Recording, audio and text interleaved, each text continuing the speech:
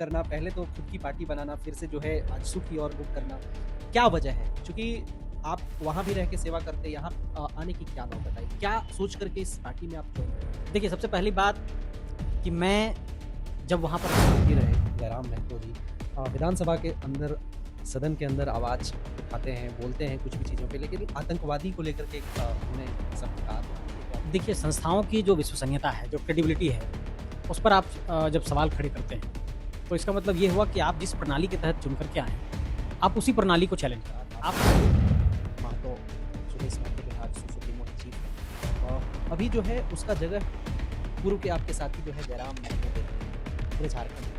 इसको लेकर के क्या कुछ कहेंगे और आगे आप लोग क्या रणनीति बनाएँगे? क्या जो ये रिपोर्ट है, ये सब सारा केंद्र का होता है जिस तरह से उनके सीबीआई, उनके ईडी, वहीं मतलब ये कुछ नहीं होता है, ऐसा क्या है, फालतू है, ऐसे-ऐसे बोला जाता है सरकार की तरफ से। इस पे क्या? नमस्कार, जोहार। अभी हमारे साथ आजसू के नेता संजय मेहता जी हमारे साथ हैं, जो हाल ही में आजसू का दामन थामे हैं। ऐसे में हम लोग बातचीत करेंगे क्योंकि बजट सत्र भी चल रहा है और प्रदेश का जो हलचल है, उस पे हम लोग ज़्यादा फोकस करेंगे। सबसे पहले जोहार आपको। आपके तमाम दर्शकों को झारखंडी जोहार है और सफ़र सच के तमाम साथियों को मैं प्रणाम करता हूँ, नमस्कार करता हूँ। संजय मेहता जी, कैसे देखते हैं इस बजट सत्र को? चूँकि हर कोई जो है सवाल उठा रहा है। ऐसे में सबसे बड़ा सवाल ये है कि विपक्ष का अब तक जो है कोई नेता प्रतिपक्ष जन्म नहीं हुआ है। नहीं, इस पर तो मैं भी कहना चाहूँगा, देखिए लोकतांत्रिक प्रक्रिया में जब सदन की कार्यवाही चलती है, तो नेता प्रतिपक्ष का तो होना चाहिए और इस विषय पर एनडीए पूरी गंभीरता से चिंतन कर रहा है और मुझे लगता है कि नेता प्रतिपक्ष का जो फैसला है, तो जो भी इस गठबंधन के हमारे तमाम साथी हैं, वो लोग मिलकर ज़रूर इस पर तुरंत फैसला लेंगे। लेकिन फिलहाल जो आप कह रहे हैं बजट सत्र की बात, मुझे लगता है कि 5,500 करोड़ का तृतीय अनुपूरक बजट पेश किया गया है और मेरा कहना यही है कि जब बजट की बात आती है, तो अभी मैं देख रहा था कि नियंत्रक एवं महालेखा परीक्षक का जो रिपोर्ट आया है सीएजी का, उसमें जो कोरोना के समय जो राशि दी गई थी, उसमें सिर्फ 32% राशि ही खर्च किया गया, बाकी राशि खर्च किए नहीं गए। और जो कोरोना के समय जो आया था इंजेक्शन, रेमेडी, शिविर वगैरह, वो सब यूं ही एक्सपायर कर गया। उसके बाद drugs controller general of India को इसकी कोई जानकारी भी नहीं दी गई कि आपने जो हमें भेजा था इंजेक्शन, उसका क्या हुआ। दूसरा कि एक बहुत बड़ा जो इंदु अग्रवाल जी हैं, जो नियंत्रक एवं महालेखा परीक्षक के जो डायरेक्टर हैं, उन्होंने एक प्रेस कॉन्फ्रेंस किया रांची में और उन्होंने ये बताया कि 19,521 करोड़ रुपए का कोई हिसाब किताब ही नहीं है।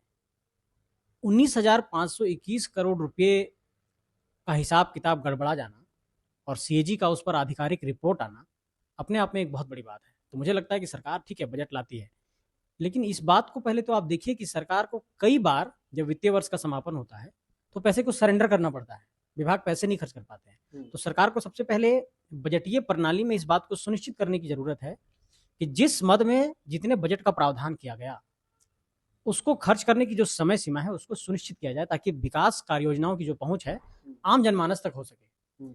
अभी क्या हुआ है कि सरकार पूरी तरीके से रेवेन्यू जनरेशन का जो मॉडल है उसमें फेल हो रही है, राजकोषीय घाटा बढ़ा हुआ है।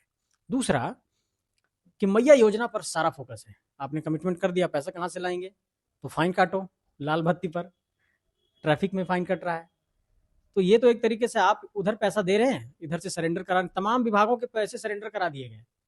कॉन्ट्रैक्टर्स कह रहे हैं कि हमारा पेमेंट नहीं हो रहा रोड कंस्ट्रक्शन का, तो ऐसे नहीं चलता है।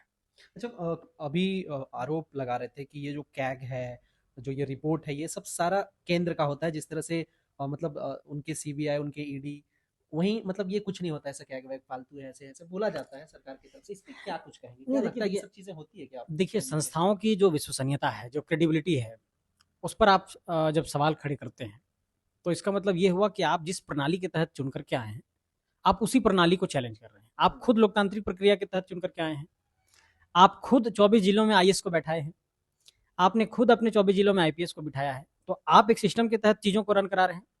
तो उसी सिस्टम, उसी प्रणाली का एक संस्था है सीएजी। अब जब सीएजी की रिपोर्ट सामने आई है, तो आप कहते हैं कि ये झूठी है। सीएजी ने जो रिपोर्ट दिया, जो भी फाइंडिंग्स दिया, उस फाइंडिंग्स को फैक्ट और डेटा के आधार पर दिया। उन्होंने रिसर्च किया, उन्होंने ये बताया कि इतने पैसे का हिसाब किताब नहीं है। तो मेरा कहना यह है कि जब आप संस्थाओं की विश्वसनीयता पर सिर्फ इसलिए सवाल उठाएंगे कि वो आपके प्रतिकूल नहीं है, तो इसका अपने आप में एक बहुत बड़ी बात है। तो मुझे लगता है कि सरकार ठीक है बजट लाती है, लेकिन इस बात को पहले तो आप देखिए कि सरकार को कई बार जब वित्तीय वर्ष का समापन होता है तो पैसे को सरेंडर करना पड़ता है, विभाग पैसे नहीं खर्च कर पाते हैं। तो सरकार को सबसे पहले बजटीय प्रणाली में इस बात को सुनिश्चित करने की जरूरत है कि जिस मद में जितने बजट का प्रावधान किया गया उसको खर्च करने की जो समय सीमा है उसको सुनिश्चित किया जाए, ताकि विकास कार्य योजनाओं की जो पहुंच है आम जनमानस तक हो सके। अभी क्या हुआ है कि सरकार पूरी तरीके से रेवेन्यू जनरेशन का जो मॉडल है उसमें फेल हो रही है, राजकोषीय घाटा बढ़ा हुआ है।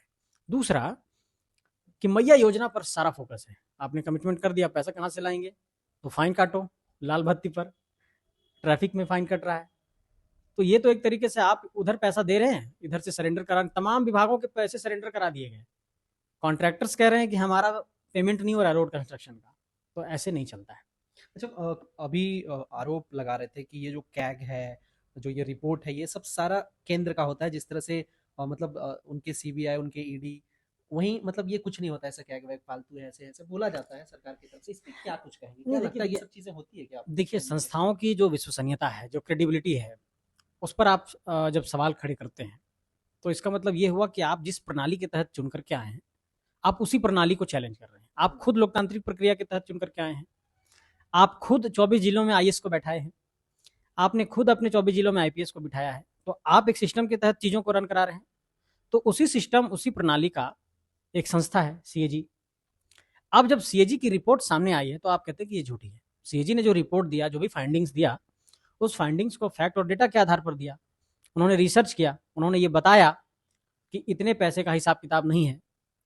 तो मेरा कहना यह है कि जब आप संस्थाओं की विश्वसनीयता पर सिर्फ इसलिए सवाल उठाएंगे कि वो आपके प्रतिकूल नहीं है, तो इसका मतलब ये हुआ कि आप ऐसे संस्थाओं के अस्तित्व को, एग्जिस्टेंस को दरकिनार कर रहे हैं और आप लोकतांत्रिक प्रक्रिया में विश्वास नहीं रखते हैं। तो ये सिर्फ एक कहने की बातें हैं कि हम सीएजी की रिपोर्ट को नहीं मानेंगे। सीएजी की रिपोर्ट को क्यों नहीं मानिएगा? बिल्कुल मानना चाहिए। आपको याद होगा कि सीएजी की ही रिपोर्ट जब आई थी तो सुरेश कलमाड़ी वगैरह जो एक घोटाले का पर्दाफाश हुआ था, उसके बाद कॉमनवेल्थ घोटाला, 2G स्पेक्ट्रम, इसमें जो तमाम घोटाले हुए थे, आदर्श सोसाइटी का घोटाला, ऐसे जो तमाम बड़े घोटाले हुए थे, सीएजी की रिपोर्ट से उसका खुलासा हुआ था।